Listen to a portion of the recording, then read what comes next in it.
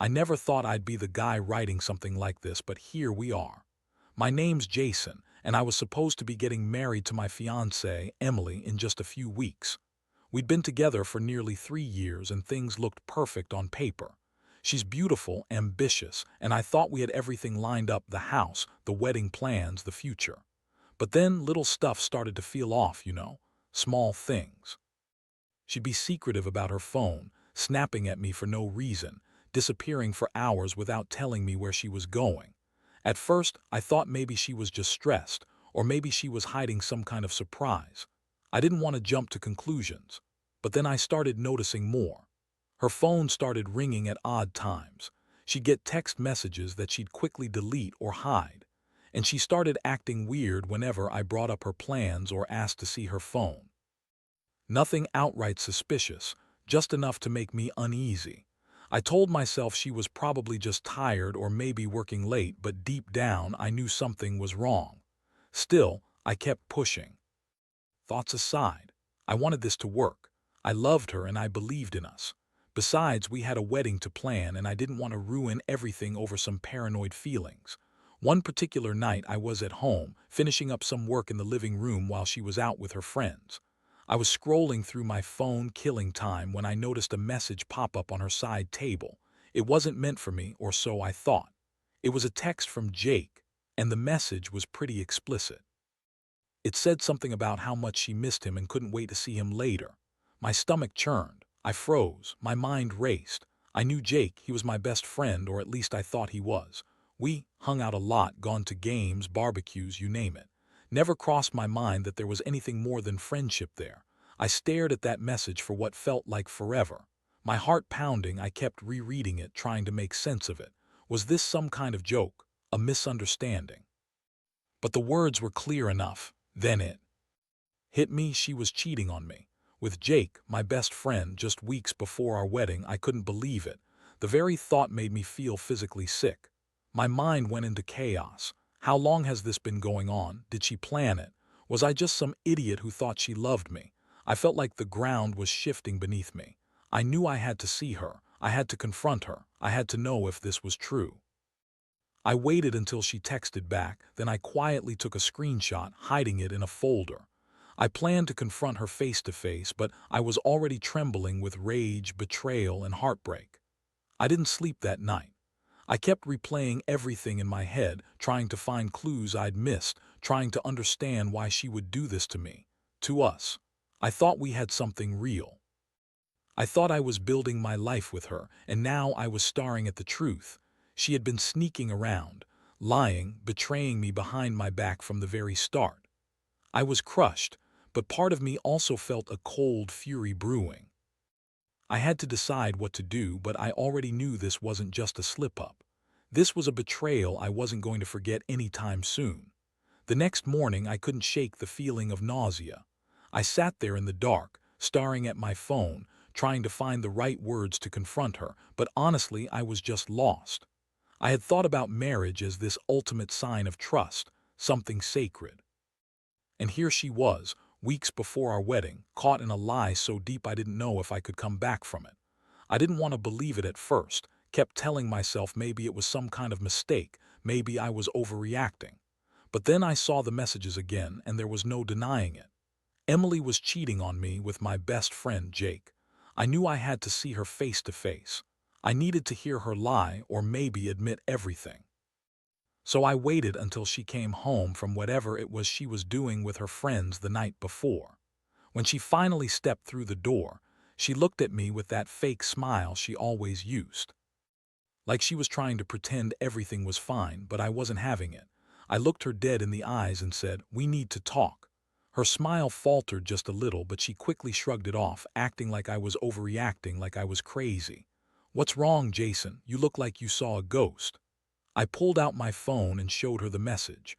Her eyes widened for a brief second. Then she started to lie, of course. "That's not what it looks like. You're reading into it. It's nothing. Just some stupid joke or misunderstanding." Her voice was shrill and her tone was defensive, like she was trying to gaslight me into believing I was imagining things. I felt a surge of anger. How could she lie so effortlessly, so convincingly? I told her I wasn't stupid and that I had proof. that I knew she'd been sneaking around. She started to get bitchy, raising her voice, saying I was paranoid, that I was overthinking, making wild accusations. "You're blowing this out of proportion, Jason. It's nothing, you're just jealous or insecure." But I wasn't buying her crap anymore. I was furious but trying to keep my cool. I told her I didn't want to hear her lies. I told her that I knew she'd been seeing Jake behind my back, that I'd seen the messages, and I wasn't going to pretend it didn't hurt. Her face turned red and she spat back. "Oh, so what? You're just going to accuse me of cheating, accuse Jake, and then what? Break up our relationship over some stupid messages. You're being dramatic." I saw right through her. She was trying to minimize it, act like I was overreacting, but I felt the cold certainty that she'd been betraying me for weeks, maybe longer. That moment was a turning point. I realized I'd been blind, trusting her blindly, but she'd been lying the entire time. The betrayal hit me like a punch in the gut. I felt a mix of heartbreak and rage, and I knew I had to do something. I couldn't just walk away without consequences. I was hurt, yes, but I also knew I needed to make her pay. Not just for the lies, but for the broken trust, the betrayal, the fact that she'd been sneaking around with my best friend at my family's lakeside cabin, a place I thought was our sanctuary, the place I'd always pictured us building memories. Instead, she was hiding there with him behind my back. The thought made me want to scream. I told her I needed some space, that I wasn't going to keep pretending everything was okay. She just looked at me, trying to guilt me, trying to act innocent. But I knew better now. I told her I was done with her excuses. I was done pretending I didn't see the truth. And in that moment, I realized I had to decide what to do next. Because if she was willing to lie so easily, she wasn't the woman I thought she was. And I wasn't going to sit around and be the fool anymore. That was just the beginning. After that confrontation, everything felt different. The air was heavy, like the walls were closing in on me. I couldn't sleep, couldn't eat, and I kept replaying everything. The lies, her bitchy tone, the way her eyes darted away when I showed her the proof. I was furious, but underneath all that anger was a deep, aching sadness I could shake. I had trusted her with my life, my future, and she had been betraying me for God knows how long. I started to see her in a new light, cold, manipulative, selfish. I realized I'd been a fool to believe her promises, to think she was the girl I was going to marry. The worst part was the feeling of betrayal from Jake, too, my best friend, my supposed brother-in-arms. I kept asking myself how he could do this to me, how he could sneak around behind my back, lying to my face just as much as she had. And yet, as much as I wanted to punch him in the face, I knew that wouldn't solve anything. What mattered was what I would do next. It was clear my relationship with Emily was over, but I didn't want to just walk away. I wanted her to feel the pain, the loss, the betrayal she'd caused me. Over the next couple of days, I began to hatch a plan. I wanted to make her regret this, to make Jake regret it too. I started digging through her phone, her social media, anything I could find. I wanted to gather everything. Proof, messages, calls, so I could confront them both in a way they wouldn't see coming. I also decided I'd need backup, someone who understood how I felt and could help me execute this plan. My brother, Mark, was the only one I trusted enough. I told him everything, and he was furious too. We agreed that I'd confront her one last time, but I'd do it on my own terms, with evidence in hand. I knew I had to be careful. This wasn't just about yelling or throwing accusations. I wanted to make sure they understood how badly they'd hurt me. I wanted them to see the damage they'd done to my trust, my life, everything I believed in. So I started setting traps. I created fake accounts, started chatting with Emily, pretending to be someone new, just to see if she'd fall for it or slip up. The more I watched her, the more I saw her bitchy, manipulative side come out. She was trying to cover her tracks, lying about where she'd been, denying everything when I asked her directly. It was so obvious she thought she was clever, but to me, she looked like a desperate liar trying to save herself. One night I caught her in a lie that was so blatant I almost couldn't believe it. She told me she was at her friend Lisa's house, but I knew she was at the cabin with Jake. I had proof, and I kept quiet, waiting for the perfect moment to confront her. I felt like a predator, but at the same time I was just tired of being played for a fool. My heart was pounding, knowing that I was about to go nuclear. I wanted her to finally understand what she'd lost: me, my trust, my love. I was done being the nice guy. She'd pushed me too far, and I was ready to burn it all down if that's what it took. The day came when I finally decided to expose everything. I was sitting in my car outside her place, phone in hand, ready to send the proof she'd never see coming. I knew that whatever happened next, it would change my life forever. She could either own up or keep lying. Either way, I was done with her games. I'd made my choice. I was done being the betrayed husband, the fool who believed in fairy tales. Now, I was just waiting for her to come home so I could tell her exactly what I knew and see what she'd do next. I sat there in my car for what felt like hours, watching her come and go, checking her phone, waiting for that moment when she'd slip up again. My mind was racing. Part of me wanted to break everything right then and there, confront her in front of everyone, but I knew better. I needed to be strategic. I was holding the proof, the evidence I'd gathered over the last few days, and I was ready to lay it all out. I wanted her to understand that I wasn't some fool anymore, that I'd seen through her lies and manipulations. Finally, she pulled into her driveway, looking over her shoulder like she was expecting something or someone. I took a deep breath, feeling the anger swell inside me. I stepped out of the car and gently knocked on her door. When she opened it, her face immediately went pale. That bitchy smirk she always wore when she was trying to manipulate me disappeared. I looked her dead in the eyes and said, "We need to talk now." Her voice was shaky, but she tried to act like she was in control. "What are you talking about, Jason? I don't know what you mean." I pulled out my phone and showed her the messages. Her eyes widened again, but this time she didn't deny it. She started to lie again. "That's not what it looks like. You're just paranoid. You always—" I cut her off. "No, Emily, I've had enough. I found out you've been sneaking around with Jake at the cabin, lying to my face the entire time." Her mouth opened, then closed, like she was searching for words, but nothing came out. Her bitchy attitude shifted into pure panic. She tried to deny it, say I was jealous, that I was imagining things, but I wasn't buying her bullshit anymore. I'd seen the texts, the secret calls, the way she'd been acting. Everything pointed to one thing. She'd been cheating on me with my best friend. I felt like I was fighting a losing battle inside. Anger, betrayal, heartbreak, all fighting for control. I couldn't believe I was sitting here, feeling this way, after everything we'd planned. Yet deep inside, I knew I was done. I told her I had proof, that I wasn't leaving until she admitted what she'd done. She snapped, tried to turn it around, blaming me for being suspicious, claiming I was insecure. But I knew better. Her bitchy tone, her sneaky eyes, her constant lying, they all proved she was guilty.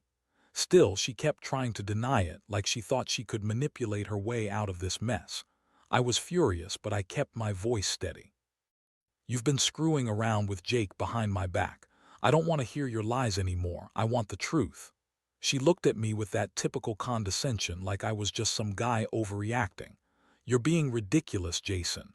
You don't even know what you're talking about," she spat. "You're just insecure, jealous, and paranoid. I don't owe you an explanation for every damn message I get." That made me see red. I'd been the fool, the idiot who trusted her, but now I saw her for what she was, a manipulative, lying bitch. I told her she had a choice: own up or keep lying, that if she wanted to pretend everything was fine, but I wasn't going to be played anymore. I was done with her lies. I was done with the betrayal. She stared at me furious, then started crying, trying to act like she was innocent. But I'd made up my mind. I wasn't going to stay silent. I was going to expose her, whatever it took, because I deserved better than this, better than a wife who sneaked around and a best friend who stabbed me in the back. And then, without warning, she snapped at me, telling me I was overreacting, that I was destroying everything over a few messages, that I was being irrational, that I didn't really love her, that she'd been stressed and that I just didn't understand. Her words barely registered because I knew the truth. I knew she was lying and that she was trying to manipulate her way out of it. I looked at her one last time, feeling the weight of everything crashing down on me. I knew from that moment that my life would never be the same. I'd lost the girl I loved, the friend I trusted, and I'd learned a brutal lesson about trust, betrayal, and how sometimes people will hurt you just to keep their secrets.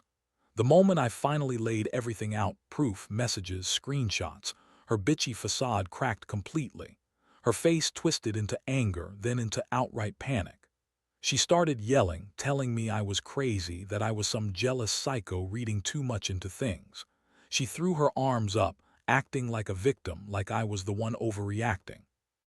I could see the desperation in her eyes, the way her voice cracked when she insisted she was innocent. It was so typical, her trying to turn the tables, trying to make me look like the bad guy. But I wasn't buying any of it anymore. I told her, "You lied, you cheated. You and Jake have been doing this for weeks, haven't you?" She shook her head rapidly, her bitchy attitude bubbling just beneath the surface. "You don't know what you're talking about. You're just jealous because I don't want to be stuck with some boring guy like you who doesn't understand me." That was her go-to move, trying to make me the villain, trying to make herself into the victim. But I had all the proof I needed. And I wasn't going to let her spin her way out of this one. She started crying then, fake tears streaming down her face, and I couldn't tell if they were real or not. She did that a lot, playing the victim, acting helpless, trying to manipulate her way into my sympathy. But I saw right through her. This was her last-ditch effort to save herself from the mess she'd created. I was so angry I could barely see straight. I wanted to explode, to scream at her, to shake her until she finally admitted everything. But I also knew I had to stay composed. If I lost control, I'd just be letting her win. I told her what was coming next. I said I was done, that I didn't want to see her anymore, that I was finishing everything. The wedding was off. The future we planned was dead in the water. I told her she had to leave, and I demanded she give me her phone so I could delete the messages she'd been hiding. She tried to argue, saying I was overreacting, that I was throwing away something she didn't even do, that I was just a jealous loser who couldn't handle the truth. But I was beyond caring what her excuse was. To me, it was clear. She'd been lying, cheating, and manipulating me for weeks, and I wasn't going to let her get away with it. As she picked up her purse and started to leave, she threw her head back and screamed, "You're so damn insecure, Jason. You're just paranoid because you're a loser who can't satisfy me anyway." That word, loser, echoed in my mind long after she slammed the door behind her. I stood there, trembling, heart-pounding, feeling the weight of her words and her betrayal. I watched her drive off, and it hit me. I was free from her lies, free from her bitchy attitude, but little did I know, this was just the beginning of the emotional aftermath. The shock, the rage, the heartbreak, they all hit me like a freight train, and I knew I wouldn't be the same person after this. That night I sat alone, staring at the messages, replaying everything I'd learned. I felt like I'd been punched in the gut, but a part of me also felt relief. I'd finally seen her for what she was, a manipulative, selfish woman who didn't care about me at all. I was hurt, but I also felt a strange sense of clarity. I realized I'd been blind for months, and now I could finally see clearly. I knew I had to rebuild myself from this, learn to trust again, and figure out what I really wanted in life.